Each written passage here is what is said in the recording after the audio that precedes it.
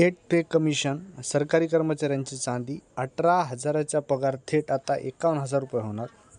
8वा वेतन लागू झाल्यानंतर तुमच्या पदासाठी किती पैसे आणि किती पगारवाढ होऊ शकते ते आपण बघणार आहोत.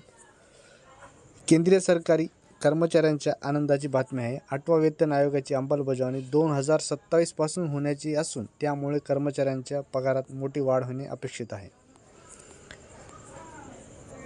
या वर्षाच्या सुरुवातीला केंद्रीय मंत्रिमंडळाची मंजुरी दिल्याने 8वा वेतन आयोगाची अंमलबजावणी साधारणपणे 2027च्या सुमारास होण्याची अपेक्षित आहे. त्याद्वारे संपूर्ण भारतात केंद्रीय सरकारी कर्मचाऱ्यांच्या वेतन रचनेत एक मोठा बदल पाहायला मिळणार आहे.